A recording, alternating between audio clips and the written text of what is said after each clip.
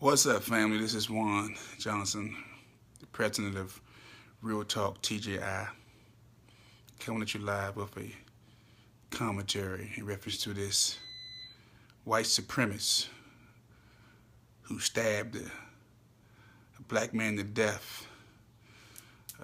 His name is James Harris Jackson. Remember the name, James Harris Jackson, who killed Timothy Kaufman, a brother. Before I go into the details about this article, because I want to read it for verbatim, I want to read his words, what he said. I'm sorry for the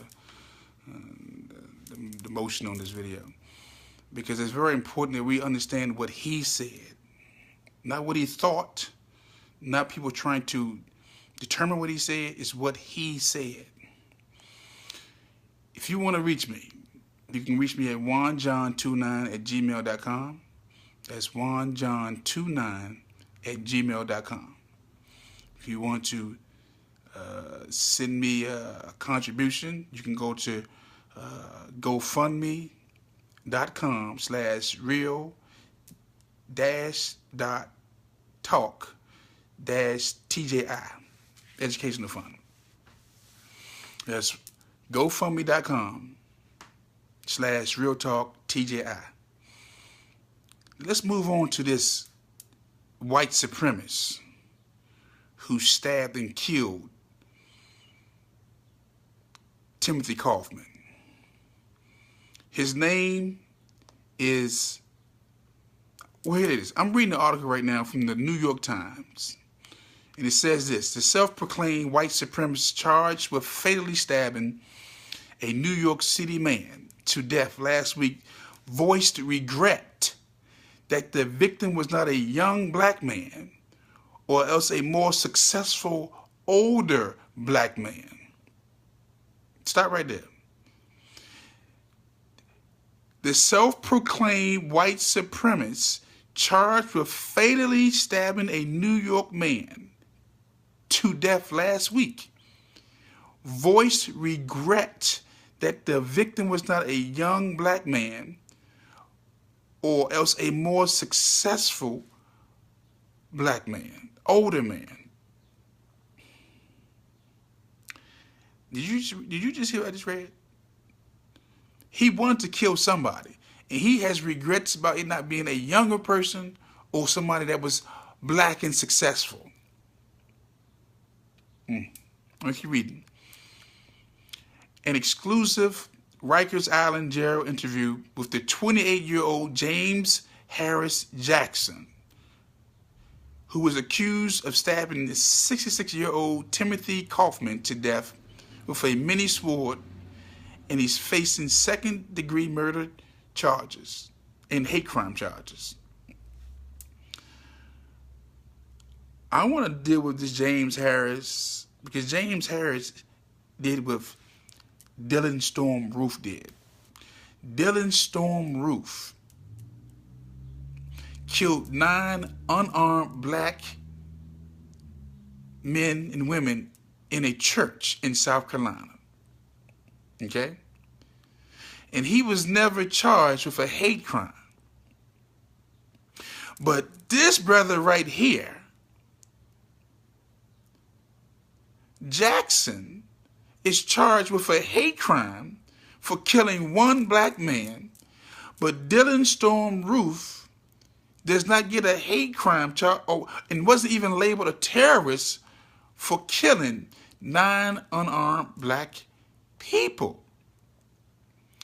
There is something wrong with that picture right there.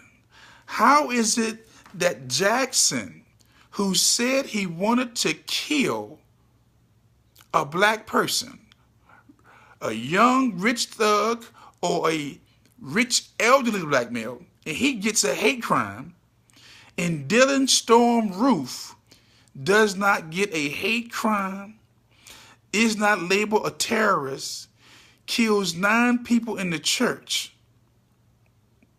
Is somebody getting that? Does somebody understand what the game that America is trying to play on the minds of black people? It's about controlled emotions. They would rather charge James Harris Jackson, with a terrorist crime against one black person, than charge Dylan Storm Roof with the same crime for fear that black people will grab their guns and their knives and start pulling a Nat Turner on white society. And I mean that. And I mean that. You cannot plausibly explain to me how Dylan Storm Roof, who said in his manifesto that black men are taking over this country, black men are raping our women, black men are stealing our jobs. It's the same thing this dude said, that that black men are raping white women. I'm not going to, look, we can't run from this no more. These are millennials. Dylan Storm Roof was 20 at the time. He's 21 right now. This joker right here, Jackson, is 26, 27. We're talking about millennials. We're talking about millennials that play PlayStation, millennials that play Xbox, millennials that watch football, millennials that love baseball, millennials that go to car, that love car racing. These millennials, white millennials, have in their minds that black men need to be killed. We ain't talking about no 50-year-old, no 60-year-olds, no 70-year-old white men, no 40-year-old white men, not even 30-year-olds. These are 20-year-old white men. Not boys, not 15 and 16. They're in their 20s. Can somebody please help me to understand how does, let me keep on reading this. In an interview, Jackson told the Daily News that rather killing Kaufman, he would have preferred to kill a young thug or a successful older black man with blondes. People you see in Midtown, or these younger guys that put white girls on the wrong path. Now look, this is the words of a racist talking about killing black men. Young black men and rich black men who are dating or married to white women. Are y'all getting this? Am I the only one seeing this? Correct, you know what? I know I'm not the only one to see this. We don't want to talk about this. But you're going to talk about it right now. He says, I didn't know he was elderly. Jackson said, I didn't know that Timothy Kaufman, the person he murdered, the black man he murdered, was elderly. Timothy Kaufman was 66 years old. You know, didn't have much money. I didn't know he was elderly, Jackson told the news site. Jackson said Jackson's intention was for stabbing Kaufman to be a practice run for his larger plan, but he apparently lost interest after killing the man. This was a practice run. Now, mind you, before Dylan Roof decided to go into the church and kill the 9 people in church, he thought about going to the inner city, but he realized he was outnumbered. So he decided to go to a place where he can kill and they would least expect it. These guys are thinking about killing black folks. And y'all, you keep thinking we in this illusion of inclusion. I'm not mad at white people. I got white friends. Okay, number one, let me be clear about that. I have white friends, but don't think I'm going to sugarcoat these white racists who can walk up on me at any time now that Trump's in office, and they're emboldened now to come up to approach black folks and tell you how they really feel. This is what he did. He said, I got depressed. I saw it was too late. It was irreversible. He said, adding, I didn't want to put my family through any more pain. Jackson told the news that his family did not raise him this way, calling his family liberals. They're as liberal as they come.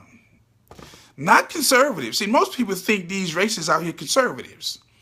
This dude came from a liberal family. A liberal family. Not conservative, not a Republican, a Democrat. You know, like you watch Get Out, the dude who was, that Chris was introduced to. What's up, man? Yeah. I don't like deer anyway. I heard you killed the deer. Yeah, I don't like deer anyway. Back in the day, they referred to the black man as bucks. Yeah, we're going to break that buck. Chris killed the deer in the movie Get Out. The father knew about the deer. The first thing he says, I don't like deer anyway. It's too many of them anyway. You did us a favor. If you take a trip back into the past, to the 1800s, when black men was brought over here and used as chattel slavery, they referred to the black man as a young buck that needed to be broken. I'm just saying. Yeah, you're right. Liberals, conservatives, just titles. But let me not digress. Jackson told the news that his family did not raise him that way, calling his family as liberal as they come. Typical liberal Democrats. Although, according to the news, he acknowledged that he had his first racist thoughts when he was just 3 years old.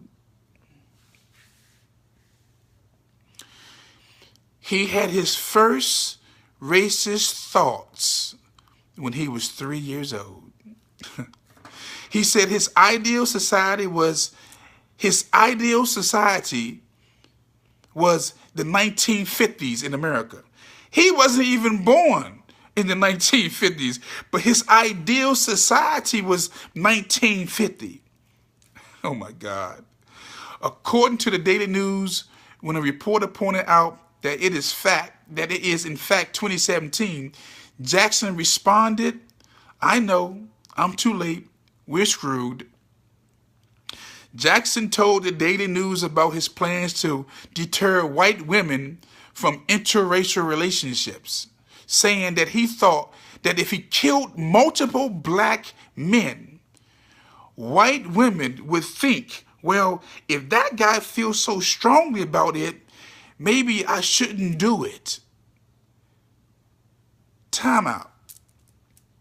He devised a plan to kill black men to show white women that white men cared for them enough to kill for them, with the hopes that they would change their mind and stop all this interracial dating. Oh my God, you can't make this up. The white race is being eroded. No one cares about you. The Chinese don't care about you. The blacks don't care about you, he said. This is him referring to white women. The white race is being eroded, says Jackson. No one cares about you. The Chinese don't care about you. The blacks don't care about you, he said. Police said that the accused murderer rode a bus from Baltimore to New York City on March 17th just to target black men, choosing to commit the crime in the media capital of the world to make the biggest statement he could. I want you to multiply Jackson by 10 million. in a society of maybe 340 million.